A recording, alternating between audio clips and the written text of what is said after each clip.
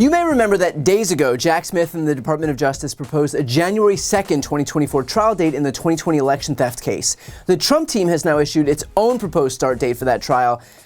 I hope you're sitting down for this. It's in April of 2026. That's right. 2.5 years from now. Now, right off the bat, take a look at what Donald Trump posted on Truth Social just days ago. So the witch hunt continues. 19 people indicated tonight, including the former president of the United States, me, by an out-of-control and very corrupt district attorney who campaigned and raised money on I will get Trump. And what about these indictment documents put out today, long before the grand jury even voted, and then quickly withdrawn? Sounds rigged to me. Why didn't they indict 2.5 years ago? Because they wanted to do it right in the middle of my presidential campaign. Witch hunt. Here Trump is complaining that prosecutors waited 2.5 years to indict him, with the suggestion being that 2.5 years is an extraordinarily long and burdensome amount of time to wait. And so what does Trump do literal days later? He requests a trial date of exactly that much time in the future. If the projection was any more obvious, it would be tattooed on his forehead, meaning that if Trump gets what he's seeking, the DC trial would be nearly 6 years after he first attempted to overturn the 2020 election results. So all that time Trump spent complaining about the indictment taking 2.5 years was apparently totally unacceptable, but a trial date of more than a half a decade after the event in question, yeah, that's A-okay. Make sense? Didn't think so. And let's be clear, the reason for Trump's blatant attempts to delay is obvious. The goal is to win the 2024 presidential election and then use the levers of government to evade accountability for himself. That would take care of both the classified documents case in Florida and the 2020 election theft case in Washington, D.C. Of course, then there's also the Fulton County case, and because that case is a state prosecution, the Department of Justice wouldn't be able to do anything to help him, nor would a Republican governor be able to pardon him in that state.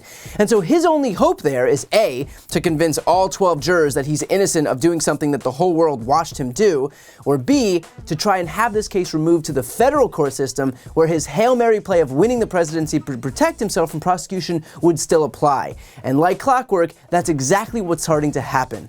Only one single day after the indictment dropped, Mark Meadows, Trump's former chief of staff, filed with the court to move the suit to federal court. And while I understand the desperation, there's one minor problem with his logic. This isn't the jurisdiction of the federal court system. The executive branch of the federal government, where Mark Meadows was an employee, plays no role in the administration of elections, and that's by design. It's left up to the states to administer their own elections and then for Congress to certify.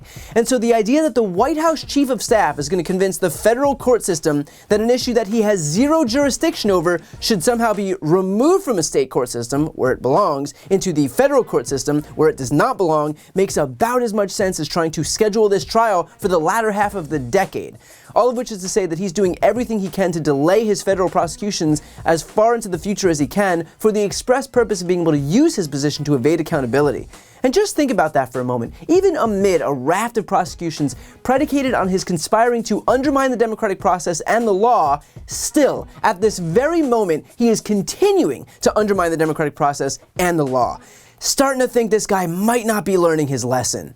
Now, here's why I think that Trump's efforts to get this thing moved to 2026 are a failed exercise. Judge Chutkan herself had come out at the arraignment and said, quote, even arguably ambiguous statements from parties or their counsel, if they can be reasonably interpreted to intimidate witnesses or to prejudice potential jurors, can threaten the process.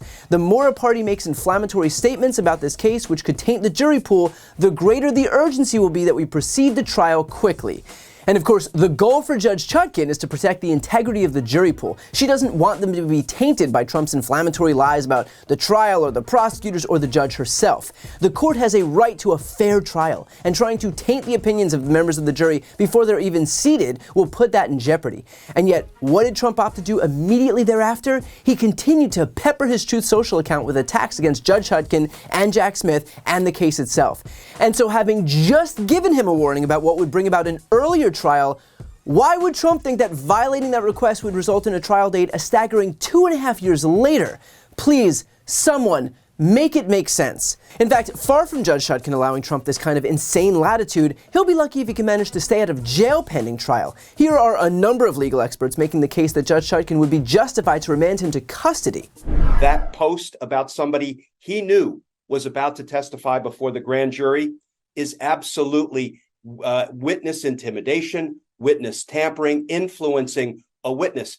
And if that represents a violation of Georgia state law, and I absolutely believe it does on the facts, on the evidence, that can serve as a basis to revoke him in his federal case because, as we just discussed, the judge said, while you're on release in this federal case, your most important condition is that you not violate any federal law, any state law, or any local law. So I think Donald Trump has a world of hurt about to come crashing down on him. You can't tell a witness not to comply with a grand jury subpoena unless there's some legal ability to do that. But that's not what the former president did. So it'll be interesting to see how the judge deals with bail as we go forward. At the end of the day, the big hammer she has, of course, but she doesn't want to deploy it early or at all if she can help it, is putting him in jail. But they know that at the end of the day, it's her courtroom, it's her witnesses to worry about, it's her process to take account of, and she will, I think she showed today, be unafraid if he pushes her to the wall of responding with the most severe sanction. And not for nothing, but something tells me that if Trump is held in pretrial detention, suddenly his legal team won't be looking for a trial date in the latter half of the decade. I have a feeling their timeline might speed up just a tad. But just on a more human level here, it really does say it all that Trump is so desperate for voters not to know this outcome of this case before they cast their ballots. If ever there was a verdict that American voters should be aware of before they go to the polls, it is knowing the guilt of a former American president and current presidential candidate who sought to undermine the previous presidential election. I'd imagine that's probably something voters would find important when determining who to cast their ballots for in the next presidential election. And if he's so convinced of his innocence, which his every waking comment would suggest, then why not be eager to get to trial and make his case to a jury of 12 everyday Americans who will make an informed decision based on the evidence presented? It's because he knows he's guilty, he knows that Jack Smith has him dead to rights, he knows that the evidence against him is overwhelming, and he knows that he's going to lose this case. You don't need anything more than common sense to understand why Trump is so desperate to prevent this trial from happening. So at this point, the next pretrial hearing is expected to take place on August 28th, when we're all but assured to learn when Judge Chutkan will bring this case to trial. And while I'm not in the prediction business, I guess it's almost certain that we'll see a date in early to mid-2024, which would mean that Trump spends nearly the entirety of the first half of next year inside of a courtroom. He'll have this case in Washington, D.C. as early as January, then the Manhattan DA case in March, and then the classified documents case in Florida in May. And District Attorney Fani Willis has already requested a trial date of March as well, although given the fact that there are 19 defendants in that sprawling RICO case, it's unlikely that Judge McAfee will schedule a date that soon. But regardless of what the final calendar looks like, one thing is clear. Donald Trump might want to get comfortable in a courtroom because he's about to make them his second home. And if he thinks that's uncomfortable, it's going to feel like Mar-a-Lago when he ultimately ends up in a prison cell. Before you go, I need some help. Please subscribe to this channel and do your part to help grow the progressive media ecosystem. I don't do sponsorships or paid ads, I won't ask for money, but just subscribing to this channel goes a really long way, and it helps get the message out to more people. The subscribe button is right here on the screen. You can also subscribe to my Spanish language channel, which I made to reach those crucial Spanish-speaking voters. That link is on the screen too. And finally, if you want to listen to my audio podcast, you can follow that link as well. Thanks so much for watching.